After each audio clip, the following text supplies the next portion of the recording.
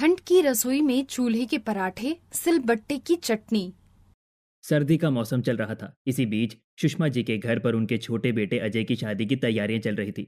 कहीं फूल लग रहे थे तो कहीं पर लाइट लगा रहे थे। डेकोरेशन के काम को देखते हुए सुषमा जी की बड़ी बहू रेखा बोलती है, अरे भैया, वो लाल वाले फूल यहाँ नहीं, वहाँ उगाने थे। और ये पीले वाले फूल ना आप दरवाजे के पास लगाइए, वहाँ पर ज्यादा अच्छे लगेंगे। पूरे घर में अच्छे से लाइट लगा देना। रात के वक्त घर एकदम चांद जैसा चमकना चाहिए। अरे रेखा बेटा, बस करो, और कितना काम करेगी, थक जाएगी तू, सुबह से काम में लगी हुई है। अरे कोई बात नहीं माँ जी, मैं इस घर की बड़ी बहू हूँ, काम करना तो मेरी रग रग में है। अरे हाँ, काम से याद आया, मैंने तो रसोई में चाय रखी थी आपके और आपकी सहेलियों के लिए, मैं लेकर आती हूँ। रेखा रसोई में चली जाती है और सुषमा वापस से घर आई हुई अपनी पड़ोसनों के पास जाकर बैठ जाती है।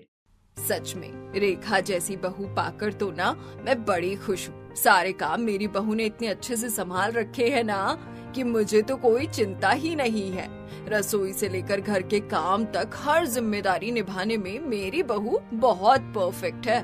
फिर तो तू किस्मत वाली है सुषमा, आजकल ऐसी बहुएं मिलती ही कहाँ हैं। बस घर में आने वाली छोटी बहू भी ऐसी ही हो जैसी मेरी बड़ी बहू है। और तेरी छोटी बहू तो गांव से आ रही है, और गांव की लड़कियां तो वैसे ही काम करने में बड़ी तेज होती हैं। क्या पता वो तेरी बड़ी बहू से भी ज्यादा चतुर हो काम करने में। बस ऐसा ही हो, बाकी देखते हैं, कुछ कह नहीं सकते। जहाँ एक तरफ सुषमा के घर में धूमधाम से शादी की तैयारी चल रही थी, वहीं दूसरी तरफ गांव में सोनाक्षी के घर पर भी मेहंदी की रस्म करवाई जा रही थी। मेहंदी वाली सोनाक्षी के हाथों पर सुंदर दुल्हन वाली मेहंदी लगा रहे थे। कुछ औरतें ढोलक लेकर पास में बैठी हुई लोग गीत गा रही थी। तभी वहाँ सोनाक्षी की छोटी बहन पायल आती है। अरे बस बस, और कितने गाने गाएंगी आप काकी? अब मैं अपनी पसंद का फिल्मी गाना बजाकर नाचूंगी अपनी दीदी के लिए। हाँ हाँ नाच ले, वैसे भी अब तो तेरी दीदी पराई होने वाली है। अरे बस, विदा होकर ही तो जाने वाली है, पराई क्यों बोल रहे हो? मेरी दीदी तो मेरी ही रहेगी। इतना कहकर पायल अपनी पसंद का एक फिल्मी गाना मोबाइल में प्ले करती है और स्पीकर में गाना बजाने ले, जिसके बाद पायल नाचने लगती है। ये गलियां ये चौबारा, यहाँ आना ना दोबारा, अब हम तो भये परदेसी की, तेरा यहाँ कोई नहीं, कि तेरा यहाँ कोई नहीं। इस भावुक गाने पर अपनी बहन का डांस देखकर सोनाक्षी रोने लगती है। अरे बस कर तू, विदाई से पहले ही अपनी बहन को रुला दिया तूने। सॉरी दीदी, पर मैंने बहुत तैयारी की थी इस डांस के लिए, सच में मुझे नहीं पता था कि आप इतना ज्यादा इमोशनल हो जाओगी। हंसते गाते सभी रीति रिवाज और रस्म को पूरा करते हुए आखिरकार शादी का दिन आ जाता है। बारात लेकर अजय सोनाक्षी के घर पहुंचता है। पंडित जी पूरे विधि विधान अनुसार सोनाक्षी और अजय की शादी करवा देते हैं और सोनाक्षी अपने गांव वाले घर को अलविदा बोलकर अपने शहर वाले ससुराल में आ जाती है। चल बहू, अपने दाएं पैर से कलश गिराकर अपने ससुराल में अपने शुभ कदम रख। जी माँ जी, जैसा आप कहें। सोनाक्षी कलश गिराकर गृह प्रवेश की रस्म को पूरा करती है। इसके बाद सुषमा नव विवाहित जोड़े की आरती उतारती है। भगवान तुम दोनों को हर बुरी नजर से दूर रखे। तू बहुत थक गई होगी ना बहू, तेरी जेठानी अभी तुझे तेरे कमरे में ले जाएगी, वहाँ जाकर तू आराम कर ले, फिर बाकी की रस्में कल करेंगे। ठीक है माँ जी, जैसा आप कहें। आओ चलो सोनाक्षी, मैं तुम्हें तुम्हारे कमरे तक ले जाती हूँ, चलो मेरे साथ। रेखा ध्यान से सोनाक्षी को उसके कमरे में ले जाती है, जो कि पूरे तरीके से सजा हुआ होता है। अच्छा चलो, मैं तो जा रही हूँ, थोड़ी देर में ही देवर जी आ जाएंगे कमरे में, फिर तुम्हें आराम करना है या फिर रात भर जागना, वो तो आपस में डिसाइड कर लेना, मैं तो चली। इतना कहकर रेखा हंसती है, कमरे का दरवाजा बंद करती है और वहाँ से चली जाती है। अगली सुबह भी बहुत ज्यादा ठंड थी। सोनाक्षी जल्दी से उठकर नहा धोकर तैयार हो जाती है और तभी कमरे के दरवाजे पर खटखटाहट होती है। सोनाक्षी दरवाजा खोलती है। क्या बात है देवरानी जी, एकदम टाइम पर उठकर टीप टॉप तैयार भी हो गई तुम तो। चलो चलो नीचे चलो, माँ जी बुला रही है तुम्हें। सोनाक्षी रेखा के साथ नीचे हॉल में आ जाती है, जहाँ घर के बाकी सभी लोग बैठे हुए थे। तो बहू, सबसे पहले तो घर के मंदिर में आरती करते और उसके बाद तेरी पहली रसोई की रस्म करवानी है। ठीक है माँ जी, मैं अभी जाकर मंदिर में आरती कर देती हूँ। मंदिर किस तरफ है? मंदिर उस तरफ है बहू। सोनाक्षी मंदिर में आरती करती है, जिसके बाद सभी लोग जाकर डाइनिंग टेबल पर बैठ जाते हैं और एक एक करके बोलने लगते हैं। बहू को बोलो कि गर्मा गर्म हलवा बना दे सबके लिए।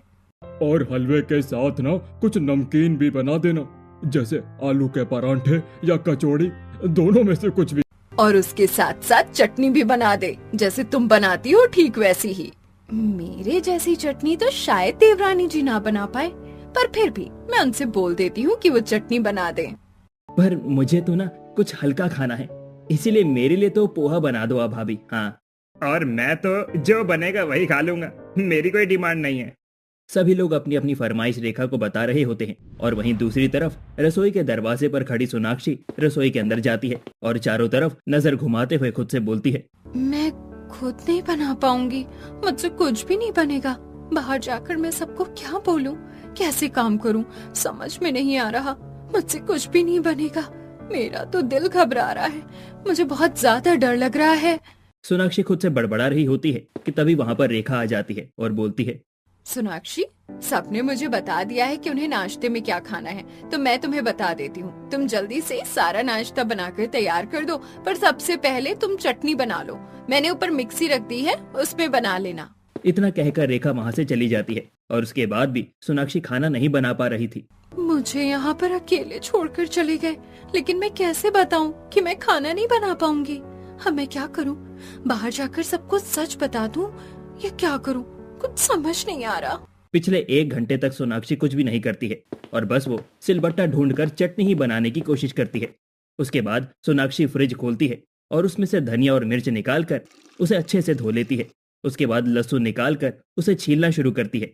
लहसुन छीलते हुए, चटनी में जितना ज्यादा लहसुन डलेगा उतना ज्यादा ही चटनी का स्वाद और बढ़ जाएगा, और चटनी तो मैं बना दूंगी, लेकिन बाकी कुछ नहीं बना पाऊंगी। उसके बाद सोनाक्षी सिलबट्टे पर धनिया, मिर्च और लहसुन डालकर उसमें नमक मिलाकर उसे अच्छे से पीसना शुरू करती है। काफी मेहनत के बाद चटनी तो बनकर तैयार हो जाती है, लेकिन बाकी खाना बनाने की हिम्मत सोनाक्षी में नहीं हो रही थी। इस तरह 1 घंटा हो जाता है। 1 घंटे से ऊपर हो गया है, लेकिन अब तक खाना नहीं बना। जाओ रेखा बहू, तुम देखो कि कितना खाना बन गया है, और कुछ मदद की जरूरत है तो तुम कर देना। रेखा रसोई में जाती है तो देखती है कि रसोई बिल्कुल वैसी की वैसी है, बस सिलबट्टे पर एक चटनी ही बनी है। क्या बात है सोनाक्षी, अब तक खाना क्यों नहीं बनाया है? मैं खाना नहीं बना पाऊंगी, मुझसे खाना नहीं बनेगा।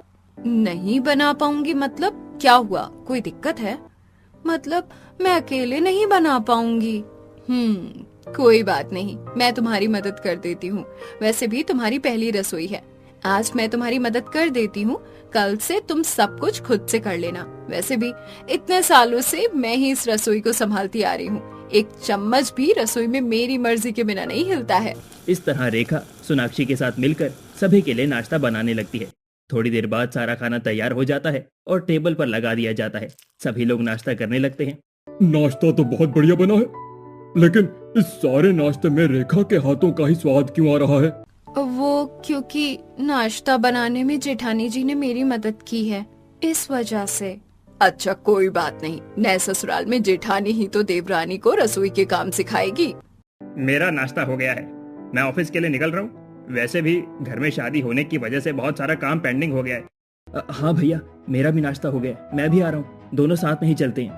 कार्तिक और अजय नाश्ता करके ऑफिस के लिए निकल जाते हैं और घर के बाकी लोग अपने अपने कामों में लग जाते। दिन गुजरते जाते हैं। सोनाक्षी घर के सारे काम जैसे कि झाड़ू लगाना, पोछा लगाना, बर्तन धोना और साफ सफाई बहुत ही अच्छे से किया करती थी, लेकिन वो रसोई में जाकर ना तो कभी चाय बना पाती थी, ना ही खाना बना पाती थी। एक दिन सुषमा की पड़ोसने आती हैं। और बताओ बहन, क्या चल रहा है? सब बढ़िया चल रहा है, तुम बताओ। अरे तू अपनी नई बहू के हाथ का खाना हमें भी तो खिला, अकेले अकेले खाती है। हाँ बिल्कुल, हम भी तो देखे तेरी छोटी बहू खाना कैसा बनाती है। हाँ हाँ, बहुत अच्छा बनाती है, जरूर खिलाऊंगी। रेखा, रेखा बहू, इधर आना तो जरा। सुषमा के आवाज लगाने पर रेखा आती है। जी मम्मी जी, कहिए क्या बात है? सुषमा थोड़ा मुंह टेढ़ा करके चुपके से रेखा को आंख मारते हुए कहती है, जाओ बेटा, जरा विमला और अनीता के लिए खाना बना दो छोटी बहू के साथ मिलकर। इन्हें छोटी बहू सोनाक्षी के हाथ का खाना खाना है। रेखा सुषमा का इशारा समझ जाती है। ठीक है मम्मी जी, अभी लाती हूँ खाना। रेखा सोनाक्षी का रसोई में लेकर जाती है, लेकिन सोनाक्षी सिर्फ सब्जी काटने और बाकी चीजों में रेखा की मदद करती है, खाना नहीं बनाती। उसके बाद खाना बनाकर सबको परोसा जाता है। दोनों पड़ोसने खाना खाती हैं। क्या क्या बात है सुषमा, तेरी बड़ी बहू और छोटी बहू के हाथ के खाने का स्वाद एक ही जैसा है। हाँ बिल्कुल, तूने बड़ी बहू की परछाई ढूंढ ली है छोटी बहू के रूप में भी। बस अब क्या कर सकते हैं।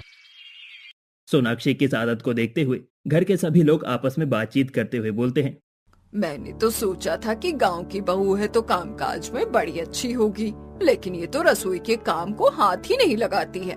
आज अनीता और विमला के आगे भी रेखा बहू ने ही बचाया है हमें। बिल्कुल सही, सारा काम बेचारी बड़ी बहू को करना पड़ता है। सुबह का नाश्ता, दोपहर का खाना, शाम का नाश्ता, रात का खाना, सब कुछ वही करती है। फिर घर के काम में भी बड़ी बहू छोटी बहू की मदद करती है। माँ, इन्हें खाना बनाना नहीं आता है क्या?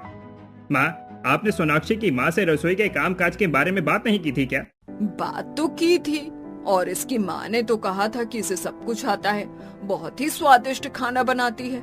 बहुत तारीफ कर रही थी इसके खाने की, लेकिन सच तो अब शादी के बाद पता चल रहा है। दूर के ढोल सुहावने लगते हैं। अच्छा अच्छा बोलकर ये काम चोर हमें दे दी। रसोई में तो मेरी मदद करवाना ही नहीं चाहती है बिल्कुल भी। जहाँ सभी लोग सोनाक्षी को लेकर ये सब सोच रहे होते हैं, वहीं सोनाक्षी अपने कमरे में मायूस बैठी होती है और कुछ सोचते हुए खुद से बोलती है, घर में सब लोग मुझसे नाराज रहते हैं क्योंकि मैंने कभी किसी को अपने हाथ का खाना बनाकर नहीं खिलाया। पर मैं सबको कैसे बताऊं कि मुझे गैस पर खाना बनाना नहीं आता, मुझे सिर्फ चूल्हे पर खाना बनाना आता है और मैं चूल्हे पर ही खाना बनाना चाहती हूँ, लेकिन यहाँ पर चूल्हा है ही नहीं। अगर मुझे मेरे ससुराल वालों के दिल में जगह बनानी है ना, तो मुझे उनके लिए खाना बनाना पड़ेगा, चाहे फिर मुझे कुछ भी करना पड़े। सोनाक्षी खुद से ये सब बोल रही होती है कि तभी वहाँ पर अजय आ जाता है और सोनाक्षी अपनी सारी परेशानी अजय को बताती है। अरे तुम एक बार कोशिश तो करके देखो, सब कुछ हो जाएगा। नहीं, मुझसे नहीं होगा। आप नहीं जानते, मुझे ना रसोई में जाते ही कुछ समझ ही नहीं आता है, इसीलिए मैं रसोई में काम नहीं करती हूँ। पर तुम तो जानती हो ना कि हर इंसान के दिल का रास्ता उसके पेट से होकर जाता है। तो अगर तुम सबके दिल में जगह बनाना चाहती हो तो खाना तो तुम्हें ही बनाना पड़ेगा। दिमाग लगाओ और कोई रास्ता निकालो। मुझे भरोसा है कि तुम कुछ न कुछ जरूर करोगी। तो क्या मैं घर में कहीं पर चूल्हा बना सकती हूँ? अगर तुम्हें लगता है कि इससे तुम्हारी परेशानी हल हो जाएगी तो तुम कर सकती हो। तो अब अगली सुबह सोनाक्षी सभी के उठने से पहले रसोई में एक तरफ जगह खाली करके वहां पर साफ सफाई करती है। जिसके बाद वो आंगन में रखी हुई कुछ ईंटें उठाकर लेकर आती है और उन ईंटों से रसोई के अंदर एक चूल्हा बनाती है। चूल्हा बनाने का काम तो हो गया, अब बस मुझे चूल्हे में जलाने के लिए लकड़ियाँ चाहिए। अब क्योंकि सर्दियों का मौसम चल रहा था तो रात को सभी लोग हाथ सेंकने के लिए लकड़ियों से आग जलाते थे। सोनाक्षी उन्हीं लकड़ियों को उठाकर रसोई में ले आती है जो बाहर स्टोर रूम में रखी हुई थी। चूल्हा बन गया और चूल्हे में जलाने के लिए लकड़ी भी आ गई। आज मैं सबको सुबह सुबह इतना बढ़िया नाश्ता बनाकर दूंगी ना कि सब लोगों का दिल खुश हो जाएगा। अब देखना मेरा कमाल, चूल्हे का ऐसा खाना बनाकर खिलाऊंगी कि किसी ने खाया नहीं होगा। सोनाक्षी जल्दी से चूल्हे में लकड़ियां रखकर माचिस की सहायता से आग जलाती है। जिसके बाद वो एक बड़े से पतीले में पानी भरकर चूल्हे पर रखती है और उसमें कुछ आलू उबालने के लिए रख देती है। दूसरी तरफ वो एक बड़े से बर्तन में आटा छानकर अपने हाथों से आटा गूंथना शुरू करती है।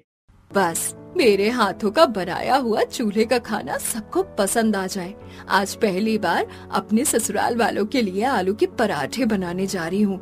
इसके साथ मस्त आलू, धनिया और मेथी की भी चटनी बनाऊंगी, बिल्कुल सिलबट्टे की। आटा लगाने के बाद सोनाक्षी फ्रिज में से धनिया और मेथी निकालती है और उसे अच्छे से धोकर साफ करने लगती है। साथ ही वो लहसुन को भी अच्छे से छील कर रख लेती है और फिर सिलबट्टे पर धनिये और मेथी की बढ़िया सी चटनी पीसकर तैयार करती है। तब तक चूल्हे पर रखे हुए आलू भी उबल जाते हैं। चटनी बनाने के बाद उसे कटोरे में निकाल लेती है और उसके बाद उबले हुए आलू को छीलने लगती है। बस अब आलू का मसाला तैयार करना है और फिर मैं चाय बनाकर रख दूंगी और फिर सबको घर में गर्मा गर्म करारे करारे पराठे बनाकर दूंगी। आलू छीलने के बाद सोनाक्षी सिलबट्टे पर साबुत धनिया, सौंफ, जीरा, काली मिर्च जैसे सभी मसालों को डालकर उन्हें पीसने लगती है। उबले हुए आलू में पिसा हुआ सारा मसाला डालकर आलू के पराठे का मसाला तैयार कर लेती है। थोड़ी देर बाद सभी लोग वहाँ पर आ जाते हैं। अरे बहू, ये क्या कर रही है तू? तूने रसोई में चूल्हा क्यों बना रखा है? हाँ, गैस खत्म हो गया था क्या जो तुमने चूल्हा बना दिया रसोई में? सभी के ऐसे सवाल सुनकर पहले तो सोनाक्षी थोड़ा घबरा जाती है, लेकिन फिर घबराते हुए कहती है, नहीं नहीं, गैस खत्म नहीं हुई थी। दरअसल बात ये है ना कि मुझे गैस पर खाना ही नहीं बनाना आता है, मुझे सिर्फ चूल्हे पर खाना बनाना आता है, इसीलिए इतने दिनों से मैं कुछ भी नहीं बना पा रही थी। अच्छा, तो ये बात है। तो बहू, पहले क्यों नहीं बताया? नहीं बनाना आता तो फिर सीख लो ना, गैस पर काम करना कोई मुश्किल बात थोड़ी ना है। वो मैं आपको बाद में बताऊंगी, फिलहाल आप सभी लोग बैठ जाइए। मैं आप सबको गर्मा गर्म चूल्हे पर बने हुए आलू के पराठे और सिलबट्टे की धनिया और मेथी वाली चटनी देती हूँ, और साथ में मसाले वाली चाय भी। अरे, मुझे तो मेरे बचपन के गांव वाले दिन याद आ गए। चलो कोई बात नहीं, हम सब बाहर जाकर इंतजार करते हैं। बहू, आज हमें चूल्हे का खाना और सिलबट्टे की चटनी बनाकर खिलाएगी, मजा आ जाएगा। चलो हम सब चलते हैं। सोनाक्षी के कहने पर सभी लोग जाकर टेबल पर बैठ जाते हैं, जिसके बाद सोनाक्षी सबसे पहले चाय को चूल्हे पर गर्म करती है और उसके बाद परांठे बनाना शुरू करती है। चूल्हे की धीमी धीमी आंच पर एक एक परांठा बड़े ही सुनहरे तरीके से पकने लगता है और एकदम करारा होकर तवे से उतार कर थाली में रखा जाता है और सभी को परोसा जाता है। जैसे ही सब खाना खाते हैं, सभी लोगों को सोनाक्षी के हाथ के बने चूल्हे के आलू के परांठे बहुत पसंद आते हैं। वाह बहुआ, हमें नहीं पता था कि तेरे हाथों में इतना स्वाद है। तू तो बहुत अच्छा खाना बनाती है। सच में, ये खाना खाकर तो ना अपने बचपन के दिनों की याद आ गई, जब माँ चूल्हे पर ऐसा खाना बनाया करती थी। और ये सिलबट्टे की चटनी तो बस पूछो ही मत, कितनी अच्छी लग रही है। अभी तक हमने हमेशा मिक्सी की चटनी खाई है, लेकिन आज ये अनोखी सिलबट्टे की चटनी भी खाने को मिल रही है। मैं तो सोचता था कि सिर्फ रेखा ही अच्छा खाना बनाना जानती है, लेकिन तुम तो रेखा से भी अच्छा खाना बनाती हो सोनाक्षी। मजा आ गया। अरे मुझे तो एक परांठा और दे दो, और बहुत ज्यादा करारा कर कर देना, बिल्कुल इन्हीं परांठों की तरह। चटनी भी तुमने बहुत अच्छी बनाई है। आहा। जी, अभी दे रही हूँ, बस 2 मिनट रुक जाइए। सोनाक्षी सभी के लिए और परांठे लेकर आती है और सभी बहुत तारीफ करते हैं। सच में बेटा, मानना पड़ेगा, बहुत ही लाजवाब और स्वादिष्ट खाना था। इतने सालों बाद ऐसा खाना खाने को मिला है मुझे। खाने जैसा खाना है, पता नहीं इन सब लोगों को इतना ज्यादा क्या अच्छा लग रहा है जो इसकी तारीफों के पुल बांधे चले जा रहे हैं। खैर कोई बात नहीं, पहली बार खाना बनाकर खिलाया है तो सबको तारीफ तो करनी ही होगी ना। वक्त गुजरता जाता है और अब सर्दी का मौसम सबको और ज्यादा अच्छा लगने लगता है, क्योंकि सोनाक्षी हर दिन चूल्हे पर नए नए तरीके का खाना बनाकर अपने ससुराल वालों को खिलाने लगती है। आज सोनाक्षी ने भी सभी के लिए गर्मा गर्म मूली के परांठे और उसके साथ टमाटर प्याज की चटनी बनाई थी। सबको गर्मा गर्म खाना परोसा जाता है। आज भी बहू के चूल्हे के बने गर्मा गर्म पराठे खाकर सच में मजा आ गया। मुझे भी बहुत स्वादिष्ट लग रहे हैं। सच में, इन चूल्हों के पराठों के आगे और सिलबट्टे की चटनी के आगे तो सब कुछ फेल लगता है। और पहले जो लोग सोनाक्षी की निंदा किया करते थे, अब वो सभी लोग उसकी बहुत तारीफ करने लगते हैं। इसी बीच सुषमा जब एक दिन पार्क में अपने पड़ोसियों के साथ धूप में बैठी होती है। मेरी तो छोटी बहू इतना अच्छा खाना बनाती है ना कि क्या बताऊं। इसे कहते हैं किस्मत, दोनों बहुएं एक से बढ़कर एक मिली है तुझे। बिल्कुल सही। अरे तुम सब भी आ जाना मेरे घर पर खाने पर। मेरी बहू के हाथ का खाना खाओगी ना तो खाने के साथ उंगलियां भी चबा जाओगी। अरे हम कोई जॉम्बीज हैं जो अपनी उंगलियां खा जाएं? हम बस खाना ही खाएंगे। अनीता की बात सुनकर सभी हंसने लगते हैं। अब आए दिन घर पर कभी पड़ोसने तो कभी कोई रिश्तेदार सोनाक्षी के हाथों के चूल्हे का बना खाना खाने के लिए आने लगते हैं और हर कोई उसकी जम के तारीफ करता है। ऐसे ही एक दिन जब सभी लोग बैठे होते हैं। मैं बाजार जा रही हूँ। कोई सामान खरीदना था क्या बहू? किस काम से जा रही है तू बाजार? माँ जी, सर्दी चल रही है और सर्दी के मौसम में कितना बढ़िया सरसों का साग आता है, तो मैं आप सबके लिए साग लेने जा रही हूँ। बहू, जब तू सरसों का साग ला रही है तो साथ में मक्की का आटा भी ले आना ना, मजा आ जाएगा। सोनाक्षी बाजार जाती है और वहाँ से बढ़िया सा हरा हरा सरसों का साग लेकर आती है और साथ ही मक्की का आटा भी खरीद लाती है। घर जाकर सोनाक्षी सबसे पहले साग की अच्छे से साफ सफाई करती है और उसके बाद ठंडे पानी में साग को अच्छे से मसल मसल कर धोती है। साग बनाने में मेहनत तो बहुत लगती है, लेकिन चूल्हे पर बने हुए साग का स्वाद भी बड़ा निराला होता है। और फिर सर्दी में मेहनत करके साग नहीं बनाया तो फिर सर्दी ही किस काम की। साग को अच्छे से धोने के बाद सोनाक्षी हंसिया की मदद से साग को अच्छे से काट लेती है और चूल्हे में आग जलाकर साग को पतीले में डालकर उसे चूल्हे पर पकने के लिए रख देती है। साग बन जाने के बाद सोनाक्षी सभी को गर्मा गर्म मक्की की रोटी के साथ सरसों का साग परोसती है और अपने हाथों से सिलबट्टे पर पीसी हुई टमाटर प्याज की चटनी भी देती है। इसे कहते हैं बढ़िया ट्रेडिशनल खाना। हाँ, मान गए। रेखा तो हमेशा छोले चावल राजमा चावल ये सब बनाती है, लेकिन जब से तुम आई हो ना, तब से हर दिन नई नई चीजें बना रही हो। ये बात तो है, गांव की बहू घर में आई है तो गांव का स्वाद भी तो लेकर आई है। बहू, कल ना तू चूल्हे में दाल बाटी चूरमा बनाना, मुझे बड़ा पसंद है। हाँ हाँ, क्यों नहीं माँ जी, मैं जरूर बना दूंगी। और उसके साथ ना तुम सिलबट्टे पर लाल मिर्च की जो चटनी होती है ना, वो भी पीस लेना। जी ठीक है, जैसा आप कहें, चटनी भी बना दूंगी। ऐसे ही अगले दिन सोनाक्षी अपनी सास की डिमांड पर चूल्हे पर दाल बाटी चूरमा बनाती है और सिलबट्टे पर सूखी लाल मिर्च की चटनी भी बनाती है। दिन गुजरते जाते हैं और अब सोनाक्षी की बढ़ती तारीफों को देखकर रेखा को जलन होने लगती है। इस घर पर, घर के लोगों पर और इस रसोई पर मेरा हक था, लेकिन अब मेरी देवरानी रसोई पर अपना कब्जा जमा कर बैठ गई है। लेकिन मैं बहुत अच्छे से जानती हूँ कि उसे रसोई से बेदखल कैसे करना है। ऐसे ही एक सुबह जब सोनाक्षी रसोई में चूल्हे पर खाना बना रही होती है, तभी रेखा वहाँ पर आती है और बोलती है, सोनाक्षी, तुम्हें अपना ये चूल्हा यहाँ से हटाना पड़ेगा। पर क्यों, क्या हो गया जेठानी जी, आप मेरा चूल्हा क्यों हटाना चाहती हैं रसोई से? क्योंकि जरा घर की रसोई का हाल देखो, तुम्हारे इस चूल्हे के धुएं की वजह से सारी रसोई काली हो गई है। रेखा की आवाज सुनकर घर के बाकी के लोग भी वहाँ पर आ जाते हैं और रेखा उन्हें भी वही सब कहने लगती है जो वो सोनाक्षी को बोल रही थी। बात तो सही है, स्वाद के चक्कर में घर की रसोई का हाल बुरा हो रहा है। हाँ बेटा, पूरे घर में भी धुआं धुआं हो जाता है और दीवारें भी बिल्कुल काली हो गई हैं। ऐसे तो घर खराब हो जाएगा। कोई बात नहीं, मैं अपना चूल्हा कहीं और बना लूंगी। अरे, चूल्हा कहीं और बनाना ही क्यों है? गैस पर खाना बनाओ ना। नहीं नहीं, मैं नहीं बना सकती गैस पर खाना, बस मैं अपना चूल्हा कहीं और बना लूंगी। अब सोनाक्षी रसोई में से अपना चूल्हा हटाकर घर की छत पर चूल्हा बना लेती है और भारी ठंड में सुबह शाम और रात को चूल्हे पर ही खाना बनाने लगती है। अपनी बहू को इतनी मेहनत करता देखकर घर वाले सोचते हैं, इतनी ठंड में भी बहू छत पर बैठकर खाना बनाती है और हम सबको गर्मा गर्म खाना परोसती है। लेकिन बहू को जरूरत क्या है इतनी ठंड में? वो बीमार भी तो हो सकती है। मुझे तो लगता है कि कोई और बात है जो सोनाक्षी हमसे छुपा रही है, वरना गैस पर खाना बनाना कोई इतनी बड़ी दिक्कत वाली बात तो नहीं है। वो एक बार को छत पर ठंड में चूल्हे पर खाना बना रही है, लेकिन रसोई में गैस पर खाना नहीं बनाना चाहती। कुछ तो गड़बड़ है। एक दिन ऊपर ठंड में मिट्टी इकट्ठा करके सोनाक्षी ने अपने लिए अच्छा सा चूल्हा बनाया था। ईंट के चूल्हे से अच्छा है मिट्टी का चूल्हा ही बनाओ। ऊपर कितनी तेज हवा चल रही है, ऊपर मिट्टी भी ठंडी है, लेकिन कोई बात नहीं, कुछ पाने के लिए कुछ तो खोना ही पड़ता है। रसोई से चूल्हा हटा देने के बाद भी रेखा के दिल को तसल्ली नहीं मिलती है और वो आए दिन कोई ना कोई मुसीबत सोनाक्षी के लिए पैदा करती रहती है। वो कभी लकड़ियां छुपा देती है। रेखा ने एक दिन उसका चूल्हा तोड़ दिया। अब आएगा मजा, मैंने चूल्हा तोड़ दिया, अब देखती हूँ कैसे चूल्हे पर खाना बनाएगी। अरे, मैंने इतनी मेहनत से ये चूल्हा बनाया था, ये किसने तोड़ दिया?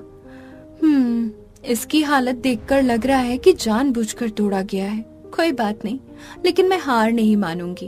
एक काम करती हूँ, ईंट का ही बना देती हूँ, टूट भी जाएगा तो बनाना वापस आसान रहेगा। लेकिन सोनाक्षी फिर भी जैसे तैसे करके खाना बना ही लिया करती थी। वहीं दूसरी तरफ राजपाल सोनाक्षी को ठंड से बचने के लिए छत पर शेड डलवाने का काम करते हैं। सोनाक्षी, अब तुम शेड के नीचे बैठकर आराम से खाना बनाना, तुम्हें ठंड नहीं लगेगी। आपका शुक्रिया पापा जी। अरे शुक्रिया कैसा? जब तू हमारे लिए इतना कुछ कर रही है तो हम भी तो कर सकते हैं ना तेरे लिए। और वैसे भी स्वादिष्ट खाना अगर खाना है तो थोड़ी बहुत मेहनत तो हमें भी करनी पड़ेगी। सही बात है, ठंड वैसे भी बहुत ज्यादा है और मैं जानता हूँ कि परसों रात को तुम्हें बुखार भी हो गया था ठंड की वजह से, लेकिन तुमने किसी से कहा नहीं। अजय की बात सुनकर सोनाक्षी कुछ नहीं बोलती और अब वो आराम से शेड के नीचे बैठकर सर्दियों में चूल्हे पर खाना बनाने लगती है। सोनाक्षी का सभी के साथ बढ़ता प्यार देखकर तो अब रेखा को और जलन होने लगती है। ऐसे ही एक शाम सुषमा हाथों में ढेर सारे कपड़े लिए हुए रेखा के पास जाती है। रेखा बहू, ये सारे कपड़े प्रेस कर दे, और हाँ, ये कुर्ता पजामा और मेरी साड़ी पहले प्रेस कर देना। कल मुझे और तेरे ससुर जी को किसी जरूरी काम से बाहर जाना है, तो हम यही कपड़े पहन कर जाएंगे। इतना कहकर सुषमा चली जाती है और रेखा अपने दांतों तले अपनी उंगली चबाते हुए बोलती है, मैं कैसे कपड़े प्रेस करूं? मैं कपड़े प्रेस नहीं कर सकती, और इस वक्त तो उर्मिला भी अपने गांव गई हुई है। पहले तो मैं उसी से कपड़े प्रेस करवा लिया करती थी। अब मैं क्या करूं? माँ जी को क्या जवाब दूं, कुछ समझ नहीं आ रहा। रेखा परेशान हो रही होती है कि तभी वहाँ पर सोनाक्षी आ जाती है। क्या हो गया जेठानी जी, आप इतना परेशान क्यों हैं? और ये इतने सारे कपड़ों का ढेर क्यों लगा रखा है? वो ये सारे कपड़े प्रेस करने हैं, लेकिन मैं प्रेस नहीं कर सकती हूँ। प्रेस नहीं कर सकती? क्यों, क्या हो गया? आपको प्रेस करना नहीं आता? मुझे प्रेस करना आता है, लेकिन एक बार मेरे मायके में जब मैं प्रेस कर रही थी तभी मेरे फोन पर फोन आ गया, और जैसे ही मैं अपना फोन उठाने के लिए टेबल की तरफ गई तभी प्रेस ब्लास्ट हो गया। तब से मेरे दिल में ना प्रेस को लेकर बड़ा डर बैठा हुआ है। उस दिन के बाद मैंने कभी प्रेस को हाथ नहीं लगाया। अरे कोई बात नहीं, मैं हूँ ना, मैं कर दूंगी ये सारे कपड़े प्रेस, आप चिंता मत कीजिए। सोनाक्षी बड़े ही प्यार से रेखा की तरफ देखती है, एक एक करके सारे कपड़ों को अच्छे से प्रेस करना शुरू कर देती है, और साथ ही रेखा की प्रेस को लेकर डर वाली बात किसी से भी नहीं कहती है। मेरी देवरानी तो कितनी अच्छी है। मैंने जलन में हमेशा इसके लिए कितनी मुसीबतें पैदा की, लेकिन फिर भी मेरी मदद कर रही है। मैं ही गलत थी, मुझे ऐसा नहीं करना चाहिए। अब से मैं कुछ भी गलत नहीं करूँगी।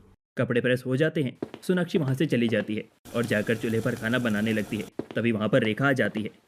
अच्छा सोनाक्षी, मुझे एक बात बताओ, तुम्हें गैस से इतना डर क्यों लगता है? क्या तुम्हारा भी मेरी तरह कोई राज है? हाँ दीदी, आपने सही कहा। दरअसल बात यह है कि मैं 5 साल की थी और अपनी माँ के साथ अपने मामा के घर थी। 5 साल की सोनाक्षी ममता के साथ अपने मामा के घर पर रहने के लिए गई हुई थी। एक सुबह जब सोनाक्षी गहरी नींद में सोई थी, तभी ममता उसे जल्दी से उठाते हुए बोलती है, जल्दी उठ सोनाक्षी बेटा, जल्दी, हमें इस घर से बाहर निकलना है, जल्दी उठ जा। क्या हो गया माँ, क्यों इतनी जल्दी में हो आप? अरे बेटा, तेरी मामी की पड़ोसियों के घर में सिलेंडर में आग लग गई है। उनका सिलेंडर कभी भी फट सकता है, हमें जल्दी से घर खाली करके निकलना है। ममता सोनाक्षी को अपनी गोद में उठाती है और जल्दी से बाकी सभी लोगों के साथ गली के बाहर भागती है। तभी एक जोरदार धमाका होता है और वो धमाका सोनाक्षी के दिल के अंदर हमेशा के लिए गैस को लेकर एक डर बैठा देता है। बस उस दिन के बाद से ना तो मेरे घर में कभी किसी ने गैस इस्तेमाल की, और मुझे तो आज भी गैस को देखकर वही धमाका याद आता है। उस दिन अगर सही समय पर हम लोग घर से बाहर ना निकले होते तो शायद हम में से कोई उस धमाके का शिकार हो जाता। ये तो बहुत बुरा हुआ। कोई बात नहीं, जो हुआ सो हुआ। अब तुम्हें उस हादसे को याद करने की जरूरत नहीं है, पर तुम्हें इस डर को अपने दिल से निकालना होगा। हाँ, हम कोशिश करेंगे। इस तरह दिन गुजरते हैं और चाहे आंधी हो या तूफान, लेकिन सोनाक्षी चूल्हे पर खाना बनाना नहीं छोड़ती। तब एक दिन जब सोनाक्षी कड़ी ठंड में भी चूल्हे पर खाना बना रही थी, तभी वहाँ पर घर के सभी लोग आ जाते हैं और वो सभी भी सोनाक्षी से वही सवाल करते हैं जो कुछ दिन पहले रेखा कर रही थी, जिसके बाद सोनाक्षी डरते डरते सभी को सच बता देती है। बहू, उस वक्त जो कुछ भी हुआ वो सब कुछ बस एक हादसा था। उस डर की वजह से तू आज तक डर के साए में जी रही है। हाँ, अगर ऐसी बात थी तो तुमने मुझे पहले क्यों नहीं बताया? हम सब हैं तो सही तुम्हारे साथ सोनाक्षी, कुछ भी नहीं होगा, ठीक है ना? ऐसी लापरवाही हमारे घर में कोई नहीं करता है। उसके बाद उन्हें रेखा के डर के बारे में भी पता चलता है। रेखा बहू, तुम्हें भी चिंता करने की जरूरत नहीं है। हादसे तो हमेशा जिंदगी में होते ही हैं, लेकिन तुम दोनों को चिंता करने की जरूरत नहीं है। हम सब तुम दोनों के साथ हैं। हाँ बहू, इतनी सर्दी में तुम इतनी मेहनत से चूल्हे पर खाना बनाती हो, और हमारी रेखा बहू इतने समय से हमारा इतना अच्छे से ध्यान रखती आई है। रेखा बहू, तुम्हें भी चिंता करने की कोई जरूरत नहीं है। हाँ, अपने और सोनाक्षी के लिए बराबर प्यार देखकर रेखा मन में सोचती है, मेरे ससुराल वाले हम दोनों से बराबर प्यार करते हैं, और मैं बेवजह जलन में सोनाक्षी से चिढ़ रही थी, लेकिन आगे से मैं ऐसा नहीं करूँगी। अरे, जब घर में गैस सिलेंडर है तो तुम उसकी सुख सुविधा का उपयोग करो। एक बार कोशिश तो करो। हमें अपने डर से जरूर जीतना चाहिए। रेखा बहू भी तो गैस पर खाना बनाती है। आप सब सही कह रहे हैं, लेकिन मैं गैस पर बस चाय बनाना ही सीखूंगी। खाना तो मैं फिर भी चूल्हे पर ही बनाऊंगी। हाँ हाँ ठीक है, तुम बस चाय बनाना ही सीख लो गैस पर, वो भी बहुत है हमारे लिए। रेखा की मदद से सोनाक्षी गैस का अच्छे से इस्तेमाल करना सीखती है। धीरे धीरे थोड़ी बहुत चीज़ें गैस पर बनने लगती हैं, जैसे कि चाय या फिर कोई सब्जी बनाना, लेकिन वो अपना ज़्यादातर खाना बनाने का काम चूल्हे पर ही करती है। ऐसे ही एक दिन, वैसे मैंने कभी कहा नहीं, पर सच में चूल्हे पर बना हुआ खाना ना सच में बड़ा स्वादिष्ट होता है। पर मुझे ना तो चूल्हा बनाना आता है, ना जलाना, और ना इस पर खाना बनाना आता है। तो इसमें कौन सी बड़ी बात है दीदी, मैं हूँ ना, मैं आपको चूल्हा जलाना सिखा दूंगी और खाना बनाना भी सिखा दूंगी। सच बोल रही हो क्या तुम? बिल्कुल सच बोल रही हूँ दीदी। फिर तो मजा आ जाएगा। ठंड के मौसम में चूल्हे के पराठे और सिलबट्टे की चटनी खूब धूम मचाएंगे। बिल्कुल सही दीदी, आपकी वजह से मैंने अपने डर पर जीत पाई है। आपकी और मेरी जोड़ी बिल्कुल हिट है, हिट। अब सोनाक्षी रेखा को चूल्हे पर खाना बनाना, चूल्हा बनाना आदि जैसे सारे काम सिखाती है। अब दोनों बहुएं ठंड के मौसम में एक साथ मिलकर चूल्हे पर गर्मा गर्म खाना और सिलबट्टे पर चटनी बनाने लगती हैं। एक शाम दोनों बहुएं बाजार जाती हैं और ढेर सारी गाजर खरीद कर ले आती हैं। अरे इतनी सारी गाजर, क्या बात है? गाजर का हलवा बनाने की तैयारी कर रही हो क्या तुम? बिल्कुल सही कहा आपने माँ जी। और आपको पता है, ये गाजर का हलवा ना मैं और सोनाक्षी दोनों मिलकर बनाएंगे, और वो भी चूल्हे पर। ये तो सोने पर सुहागा हो गया, वरना हर साल तो रेखा बहू कुकर में गाजर को उबाल कर फिर उनका हलवा बनाती थी। लेकिन इस बार तो बढ़िया चूल्हे पर बना हुआ हलवा खाने को मिलेगा। मैं तो बहुत ही ज्यादा एक्साइटेड हो रहा हूँ हलवा खाने के लिए। जल्दी से हलवा बना लो। अजय की बात सुनकर सभी लोग हंसने लगते हैं। रेखा और सोनाक्षी दोनों मिलकर ठंडे पानी में गाजर को अच्छे से मसल कर धोती हैं और फिर उन्हें घिस घिस कर उनका मिश्रण बनाती हैं, जिसके बाद चूल्हे में आग जलाकर हलवे को उस पर पकने के लिए रख दिया जाता है। वैसे चूल्हे पर खाना बनाने में अच्छा लग रहा है। आज तो मैं गाजर का हलवा बना रही हूँ, लेकिन अब तो मुझे बाकी खाना भी बनाना सिखाना चूल्हे पर ही। बिल्कुल दीदी, मैं आपको सब कुछ बनाना सिखाऊंगी चूल्हे पर। और कुछ ही घंटों में बढ़िया गर्मा गर्म गाजर का हलवा बनकर तैयार हो जाता है और ठंड के मौसम में सभी लोग गर्मा गर्म हलवा खाते हैं। इसे कहते हैं सर्दी का असली मजा। बिल्कुल सही पापा। अभी तक तो हम बस चूल्हे के परांठे, सिलबट्टे की चटनी का मजा ले रहे थे, लेकिन आज तो हमने मीठे का भी मजा ले लिया। पेट भर जाए पर नियत ना भरे। सच में इतना स्वादिष्ट हलवा बनाया है आप दोनों ने। अरे भला हो तुम दोनों बहुओं का, जो मॉडर्न से लेकर देसी हर एक खाना बनाने में बिल्कुल परफेक्ट हो, परफेक्ट। सभी की बातें सुनकर रेखा और सोनाक्षी बहुत ज्यादा खुश होते हैं। आखिरकार सर्दी खत्म होने के साथ सोनाक्षी अपने डर पर हमेशा के लिए काबू पा लेती है। आने वाले समय में भी वो अपने ससुराल वालों को ऐसे ही चूल्हे पर परांठे और अन्य कई पकवान बनाकर सिलबट्टे की चटनी के साथ खिलाती रहती है और उनके दिलों में जगह बनाती रहती है।